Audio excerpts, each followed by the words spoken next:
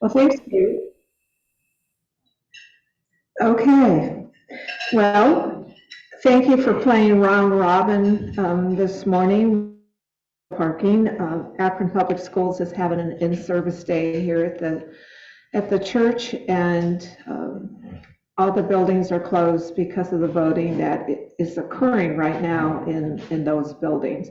So that's why our kids are out of school and the teachers are here being in service. So thank you for understanding. So we have no guests. And did we have any Rotary ambassadors that were out and about visiting other clubs? And I see Dr. Doug is waving at me online. Hi, Doug. Hi, that's one way to get attention, right? I'm sorry? I said that's one way to get attention, right? Can you hear me? Good job. It works in class, doesn't it? Yep. So I visited the Orville Rotary last Tuesday. They also meet Tuesday at noon. So I decided to venture 4 minutes away from the office I'm sitting in right now and visit them. And they had a program about model airplanes, really big model airplanes, and a guy who does plans for those. So and that is a small but mighty club. Hey, it's size doesn't always count. So it's the people that make the club. And what was the name of the club again? I'm sorry, I didn't pick it up. Orville. Orville. Okay. Yeah, they're in I think it's District 6650. Oh, another district. Okay, great. Well, I hope you told them how great 6630 is. Of course I did. And how great the incoming governor is going to be. Yeah, exactly. And invite him to Akron. So thank you. I did. Yeah. Thanks, Dr. Doug. Any others? Okay. Thank you. So at this time, we'll do happy dollars. Any Connor, would you mind doing the honors or? I'll do it. Oh, okay. He's still eating. He was begging me for $1 Thank you, Dan. I'm happy the University of Akron soccer team won a MAC championship last night. A big crowd at the first basketball game where they won in overtime and a very exciting game. A lot of energy from the students, and they play football tonight. 2 out of 3 is not bad. I have 5 happy dollars. So I was at the game last night and it was really amazing. The energy in the jar was like I'd never experienced it before. The rest of my happy dollars are because it's election day. And for any of you who have supported my husband, I definitely appreciate it. And for those who didn't, that's fine. But most importantly, it will be over. 30, and it'll be out of our hands, and we look very much forward to that. So what over at what? Well, the polls close at 7:30. At 7:30. Okay. Okay. Since you're talking football, how about Notre Dame beating Clemson 35-7? Yeah. Good. Good, Dan. Any others? Connor. Woohoo. Oh, I'm sorry. Thane. Connor's still eating. So. I'm just cheering. I just have a quick happy dollar. Really appreciate all of our elected officials. I know we have the Honorable Judge Captain Michael here. I know there's a number of other Rotarians, including Kate, and Tim, that serve our community, serve our city. It's really great for you guys. Thanks for everything you do. God bless you. Yeah. Thanks, Thane. That was well said. Thank you so much. Oh, Karen. Woohoo. I shared mine, so I'll just share with everybody. So I was adopted, and Saturday, after 54 years, I met my biological father. Versus I connected at 23andMe. I don't have a story. Oh, wow. Congratulations, Karen. That's fabulous. That's one in a lifetime. Michael. Quick happy dollar. I was traveling this weekend with my youngest son, 12. He plays club soccer, and so they opened in the fall state tournament down in Columbus, and they beat their nemesis, I guess, that has always beat them, and so they won the championship for their under 13 age group. Oh. Congratulations. Congratulations to your son and dad. Okay, Connor, did you? Actually, Oh. I just was cheering for the entertainment. Okay, any others? I feel like Linda really wants you to be happy. I know, I'm working at it. But I don't have cash. We talked about what Connor's not happy here. It's a rare day, I'm just happy. He played it off, throw another dollar in. Oh, he put another $1 in for him? Okay. He works me all the time. Oh, so you get to say something, Connor. Oh, do I get to say Yeah, something? hurry up. All right, what am I happy for? I'll give you $1. What am I happy for? It's only $1. This is a week old, but I didn't have one last week, so it was just awesome to trick or treat with my daughter for the second time, and her son Teddy. So she went as a witch, her son Teddy went as a pumpkin. It was a blast to see her go up to the houses, and just, again, precious. So very just thankful to be a dad and able to do that. Thank you. Yay, thank you, thank you. Very good. Just quick announcements.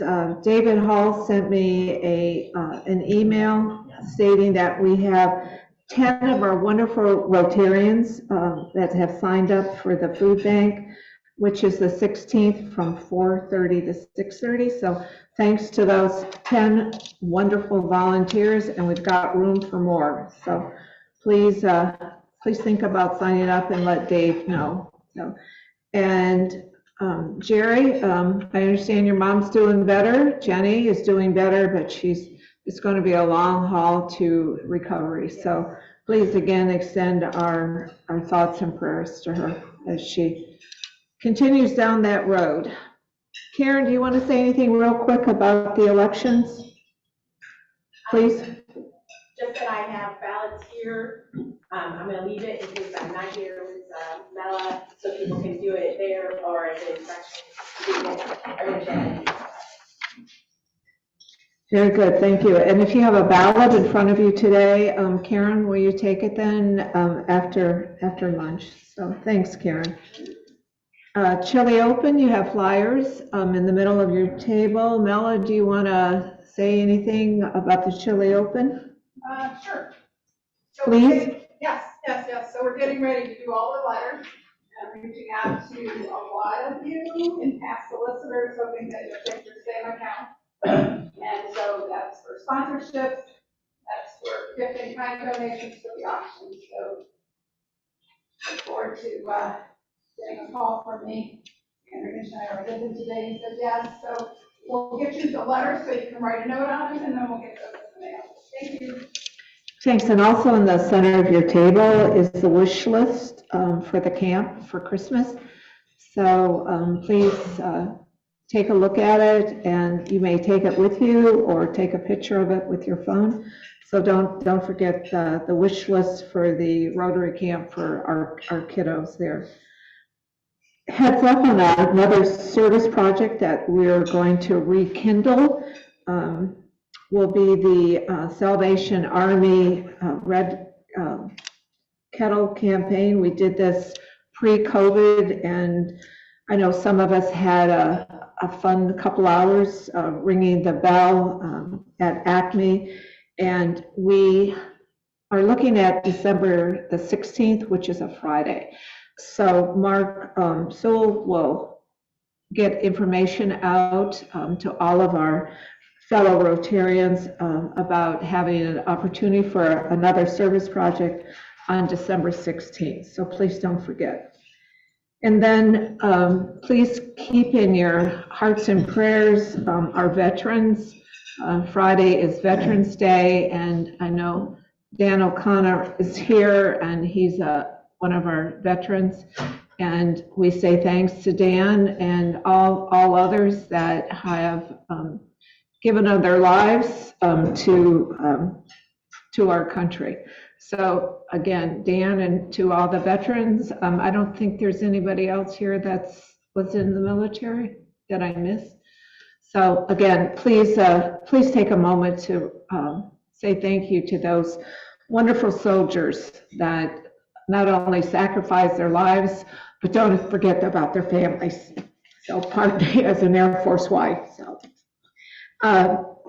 On a high note, December 20th will be our Christmas gala here, and it'll be a celebration of the holidays. We'll have music and a little bit of entertainment and lots of goodies. So please mark December 20th on your calendar.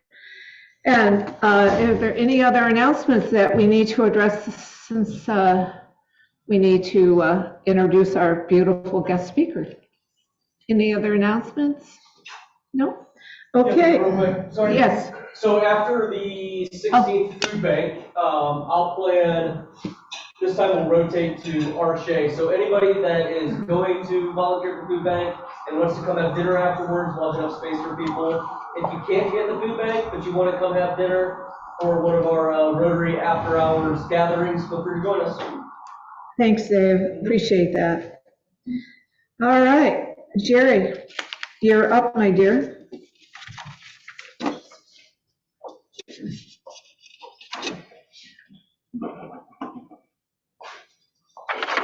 Thank you, Linda.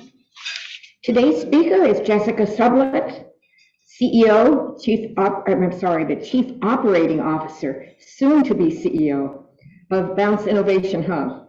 Well, that was my whole introduction, so, well, here's some more. Jessica is passionate about technology, innovation, and entrepreneurship, and has dedicated her career to supporting entrepreneurs and economic development in Northeast Ohio. Her experience includes working in a Fortune 500 company, a university's technology transfer office, and a city economic development initiative, which have all led her to her current role at Bounce Innovation Hub.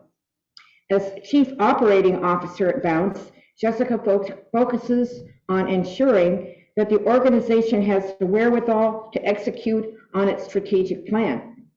Jessica led the organization's efforts to secure nearly $9 million in grant funds since 2018 to sustain the organization's financial health, and has led programming structure and team development to implement and execute on strategic initiatives. So I will summarize the rest. She has plenty of things to do at Bounce. I asked her if she ever took a vacation. She's just about to. But before she does, she's going to talk to us about her current activities and goals for Bounce. Jessica?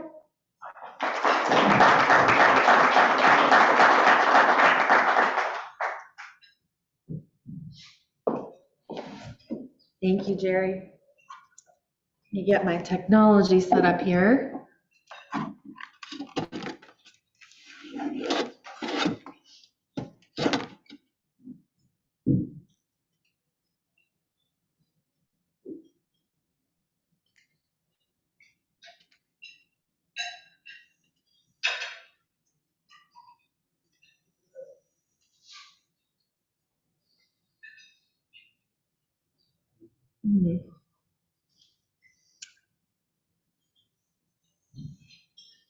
Might need my tech help.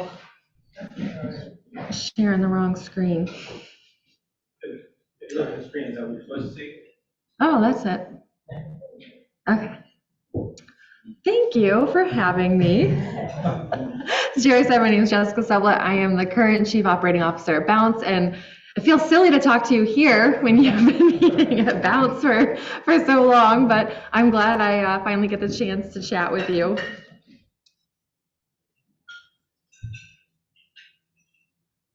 No, I might need my tech help, because now I'm not being able to advance the screen. Try the arrows. No. Sorry.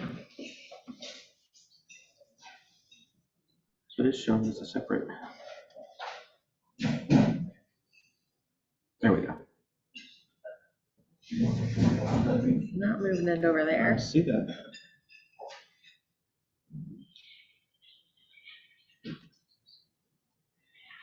Just go full share then.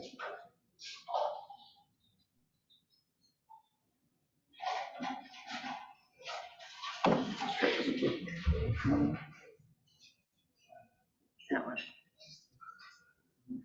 Yeah, this it didn't show up right.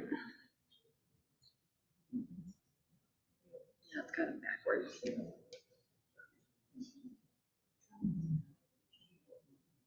It just slow. We're back. Okay. So what is Bounce? So Bounce is the first stop for entrepreneurship in Greater Akron. So we were founded about 5 years ago. We are rounding out on our 5th birthday, which kind of seems crazy, having lived through the transition from what was formerly Akron Global Business Accelerator to Bounce today. So, you know, our goal is that we serve entrepreneurs and startups and small businesses, varying different sizes, and we do that through providing programming and mentorship opportunities. But it's important that we gather those entrepreneurs into a physical place. So we have our beautiful facility, which you've been meeting at for several months up until recently. And so you saw the first floor, but how many of you have been upstairs? How many of you have been above? Oh, awesome. Lots of you. That's great. So our physical location is designed to bring people together, bring connectivity, and then foster this inclusive community that supports all types of entrepreneurs. And so we serve a little over 170 entrepreneurs a year.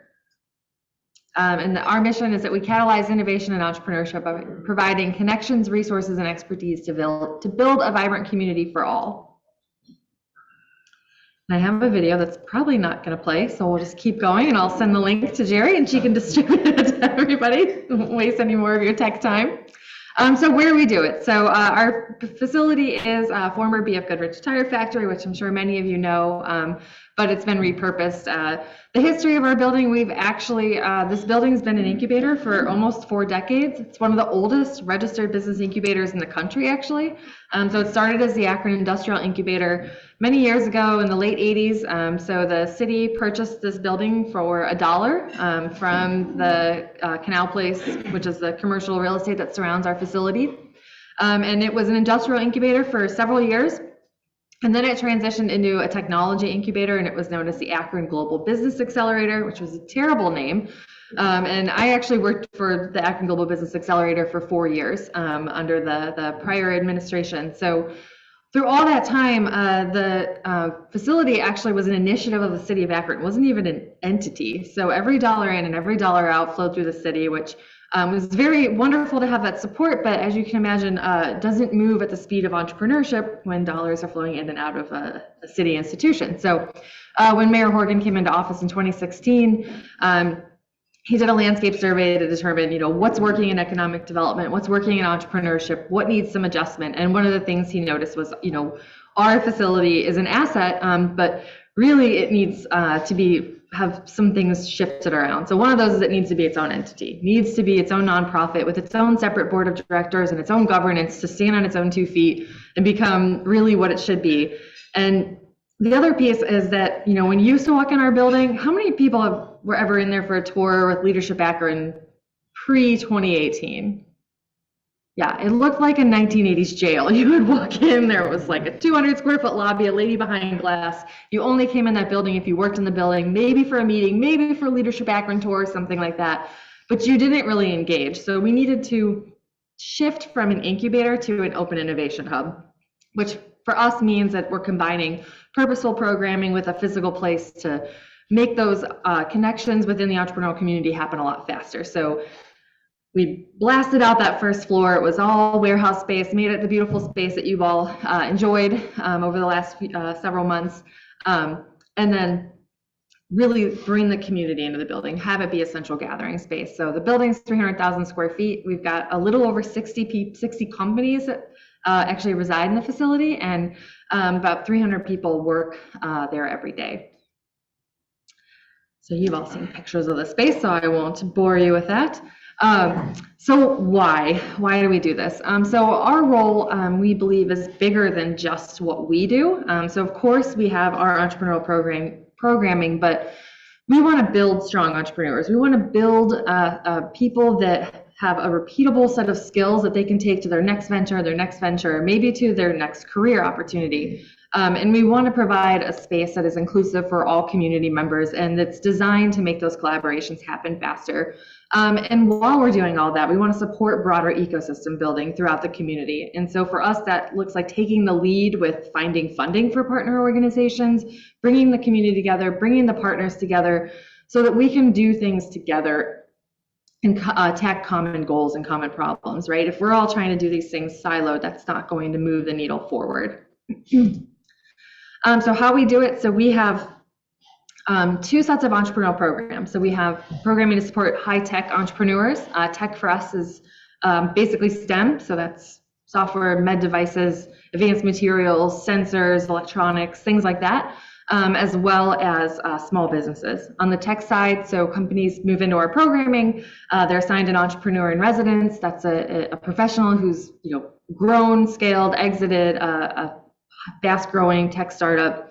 And that person's going to help them grow their company. They're going to help them with fundraising, everything that they need to really move that company down the line in a faster way. And on top of that, they're going to get a bunch of wraparound services. So we have a lot of legal services, accounting, HR, digital marketing, things that we can help. We want that company to raise money or earn money through revenue, invest that into their people, invest that into their technology development, and not into a bunch of professional services. We're going to handle that through the grants that we've secured, and we want to just make sure that company can hit that trajectory a lot faster. Our accelerator is similar, but it's for early stage software companies only.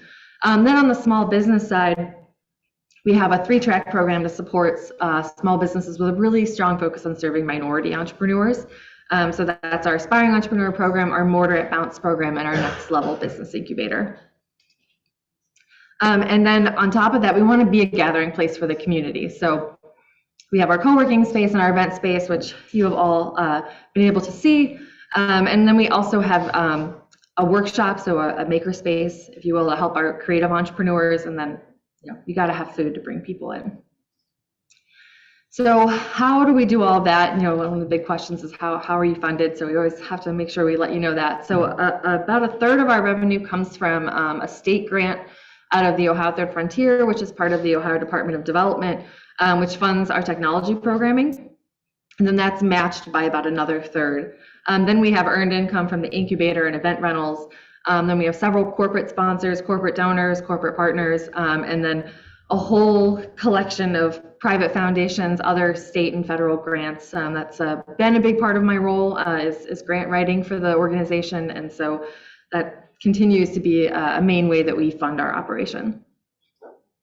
And we absolutely cannot do it by ourselves. And that's one of the things that, particularly as I take the helm in 2023, is important to me, is that we are not empire builders. We are conveners of the community. We are partners. If there's an organization that does something better than us, then we should lean into that organization and support them instead of duplicating what they're doing. A great example of that's Crafty Mart. I don't know if any of you have visited their market. Their holiday market is the Saturday and Sunday after Thanksgiving. It's actually on the 2nd floor of Bounce, but they offer programming for creative entrepreneurs, and they're terrific at it. And the entrepreneurs in their programming make handmade goods, so they're makers, if you will. And they do a really good job doing that. We shouldn't be in that space, right? We should be supporting that company, that organization, providing resources for them and finding opportunities. So that's just one example of several that are on this slide, but our whole goal is to partner with organizations to bring the ecosystem together. And the reason that we do it is to support the economic development in our community. And the most important number for us is new jobs. So one of the things that was envisioned for our launch was how we could contribute to growing the population and retaining our smart young people in Akron, and having a space like Bounce is just one of those ways. Like I said, I do a lot of grant writing and a lot of stuff in the economic development space. And one of the biggest issues our community is facing is our young people leaving our region at a faster rate than many cities that are like us around the country. So we have 2 of the largest, the 2nd and 3rd largest institutions in the state in a small area, and yet our young people are leaving at faster and faster rates. So how can we be a part of that? We're just one little puzzle piece. We can't be the solution, but we're one piece of that puzzle of trying to retain people. And one way to do that is create new jobs and help our young people know that startups and small businesses are great places to have careers. You don't always have to go work for a big company. So this is last year's impact results. So our 185 clients created 214 new jobs. They generated $54 million in revenue. They raised over $25 million in third-party capital. And then they paid out $21 million in payroll, which goes right into the payroll tax for the community. And they earned 36 non-provisional patents. Our client breakdown is incredibly diverse. This year we hit the 50-50 for women and male-led businesses, which is fantastic. We were skirting on that like 48% women-owned businesses for a while, so we hit the 50-50, which is wonderful. And you can see that we serve quite a diverse group of entrepreneurs, with the largest group of entrepreneurs being Black entrepreneurs, 54% of our clients. So we always have this up here to how can you help. Ignore the first one. What we want in our community is when people think of entrepreneurship, it's synonymous with Bounce. So I have an idea, I don't know where to start, come to Bounce. We can help you navigate the ecosystem. There are dozens of organizations that support entrepreneurs.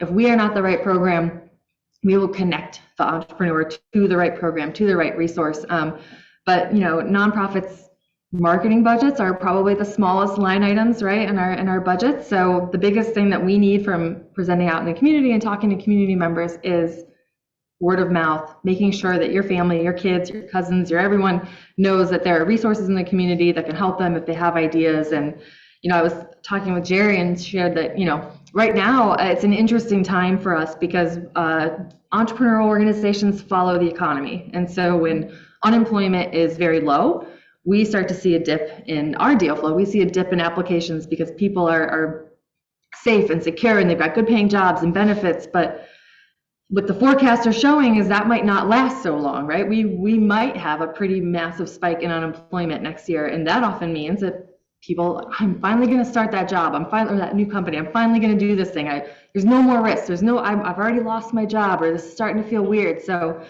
this is an interesting time for us that we have to be ready to sort of gather what might be an influx of deal flow as the economy does what it might do next year. So it's this, let's say again, use your voice in the community. So I have rambled for a bit, but I'm happy to take questions about the organization, about direction. I think you had. When do companies graduate out of Bounce? Yeah, so the question, I don't know if anyone on the call could hear, when do companies graduate? So the answer we like to give is it's organic. It depends because every company is different. So a software company is probably going to be there for shorter than a medical device company, right? A medical device company is going to go through FDA regulatory, and they're going to have a lot of stuff that they've got to go through.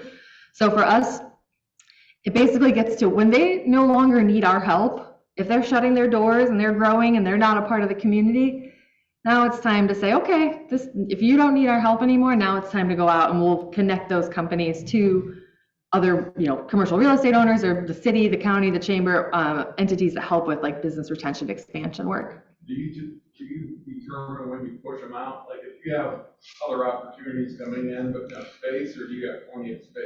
Yeah, so that's a good question. So it's about the space. So when we sort of took over the operation, we did a mass exodus. There were companies that had been in the space for 20 years. That's not an incubator, right? So we had to make some decisions there. And then we have grown. We will end this year at close to 90% occupancy. And so now when things start to get tight, new opportunities need to come in. That's when we start to look at, okay, and they don't know this, but we know there's a short list. There's a group of companies that we're like, okay, these are the ones that are using resources less and less. These are the ones that will be, when their lease is up, we'll be helping them into the community. Yes. So could you tell us a little bit more about the background services? You mentioned like HR, accounting. How does transactionally, how does that work? And how are these providers? Yeah, so the question was about our wraparound services and how we're selecting those and how we're distributing them. So we have a collection of both donated services and purchase services. So we will be approached by a professional service firm, whether that's a law firm or an accounting firm, and we will determine, okay, well, we have altruistic intentions here, right? Of course, there's a hope that you're going to identify clients, but at the end of the day, we really want to make sure that you want to give back. So there's a transaction that's a very small cash contribution to the organization, and then a chunk of donated services. And then we probably have about 4 firms that are in that bucket. And then there is a chunk of organizations that we also buy services from through some of the grants that we have. So a lot of this is done through relationships. The organizations that want to be involved, that want to, find the deal flow, support startups, support small businesses. So oftentimes we are approached versus us going out and seeking those resources.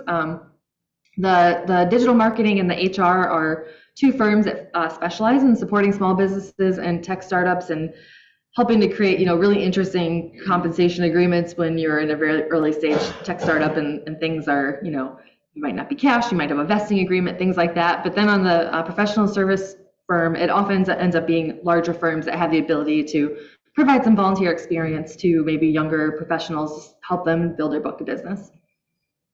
Does that answer your question? Okay. Yep. Karen, because I know Karen. You talked a little bit about minorities and young people, but what about older adults who either have experienced ageism in the workforce or they're looking for an on-career career? Like, is that a demographic you guys are looking at? It's interesting. So we have this focus on retaining our young people, but the majority of our clients tend to be, I would say, middle-aged professionals, particularly on the small business side, for sure. I would say, I estimate that 80% are 45 and up, and maybe even 50 and up, because they are new opportunities, new careers. So as far as a focus, I don't know that we have necessarily a focus, but definitely are serving quite a few second career individuals. A lot in our AE, our Aspiring Entrepreneur program, people that have had careers and they're now saying, okay, what's next? I'm not really quite ready to retire. What might this look like? And that program kind of helps frame the entrepreneurial mindset and, what does this thing have legs? Is my baby ugly? Kind of thing. You get a group feedback on that. On the same line as the last two questions, I'm a relatively new volunteer with SCORE, the Service Corps of Retired Executives. Just what you're talking about, if in the art of collaboration, how can SCORE, with over 50 men and women who are recently retired from the workforce, dovetail with what you're doing instead of trying to do one thing over here and one thing over here? Yes, I would love for SCORE to be more engaged in the entrepreneurial ecosystem. So I would be happy to chat with you about that, because we do need volunteer mentors in the community to support what's going on. I'm going to give him first since. Go ahead. How do you vet the perspective of agents? Do you have to present a business plan so that you can see it as an opportunity or likelihood of success? Yeah, the clients? Yes. Yeah, so it depends on the program. So on the small business side, for AE, it's literally the first 15 people get in because it's people with ideas. So we want to embrace people who have never done this before. So we want them to go through this programming. Mortar, which is for recently established small businesses, does have a vetting process. So they will submit an application, and then there's a committee that reviews those applications. And then for next level, which is on the small business side as well, it's for small businesses that are focused on growth. Again, there's a committee that reviews. We don't require a business plan because a lot of times you don't really need a business plan unless you're going to a bank. So we ask some open-ended questions that are trying to get to the business model, like, is there a business model here? On the tech side, it's a little different. So we are, by the state grant that we're funded under, looking to support high growth, venturable technology startups. So is there intellectual property that is unique? Is it novel? Is that at the core of their business model, right? Is it a value add, or are they really developing a new technology? And then who's on the management team?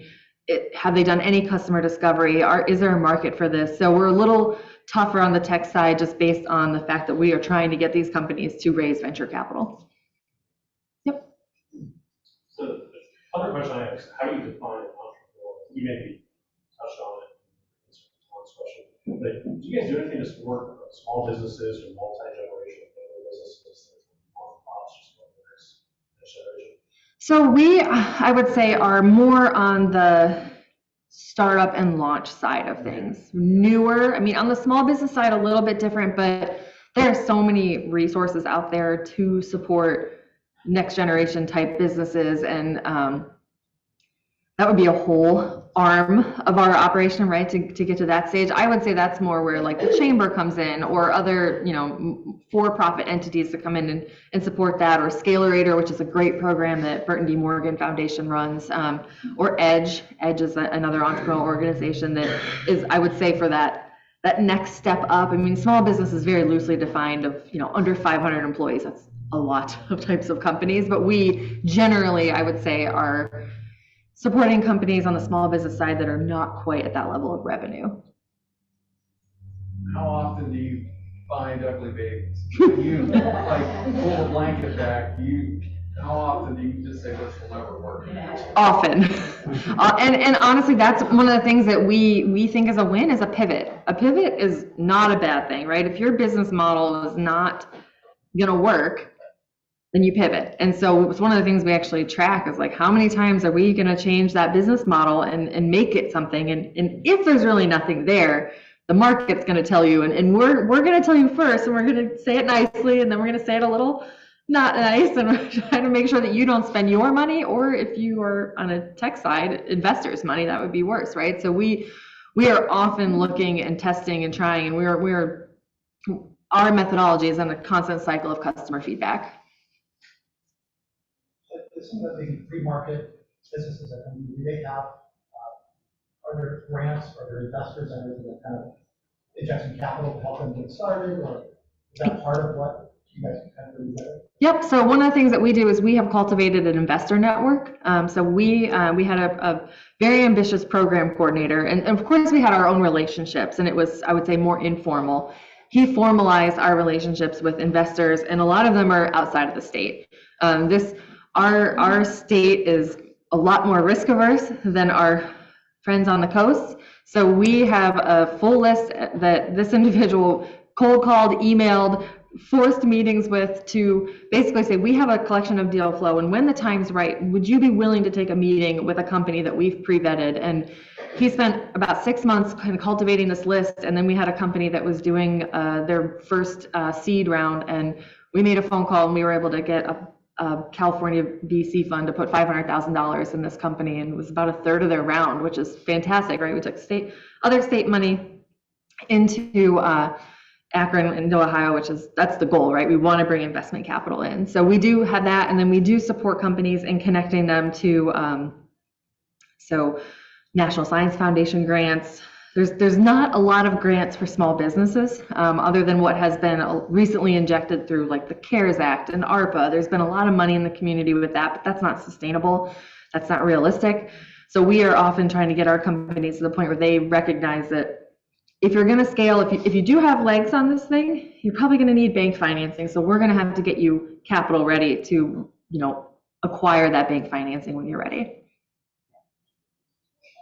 Thank you so much, Jessica. Yeah. We're sending you our Imagine Rotary coin for your desk in your new office or wherever.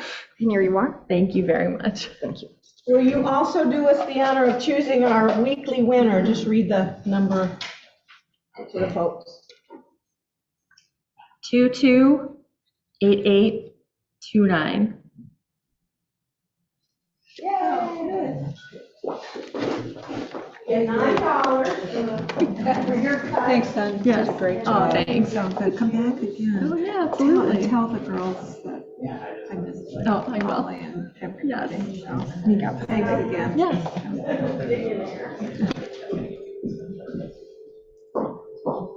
Joker.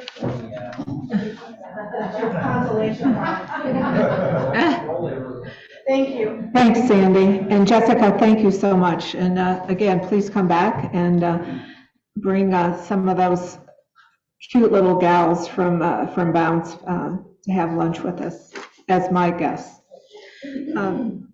Hugh was doing the round robin looking for a parking spot, and unfortunately was not able to find a spot. So he apologizes for not being able to be here. I did bring up in the board meeting this morning, this is just a FYI. He's been in contact with the Rotary clubs at Fort Myers and Sanibel Island. And as we all know, the devastation there from the hurricane. Hugh mentioned that 14,000 houses are still on the Florida disaster list. And the contacts there at Fort Myers and Sanibel are asking for funding for face masks. So I sent out to Hugh a question of money versus actually sending the masks, and to whom do we send it to?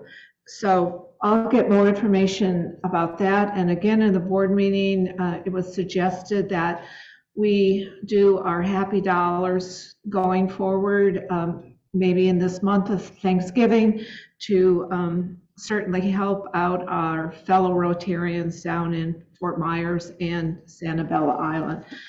So with that, any other announcements that need to be made? Okay, great. Well, it's good seeing everyone. We'll see you next week.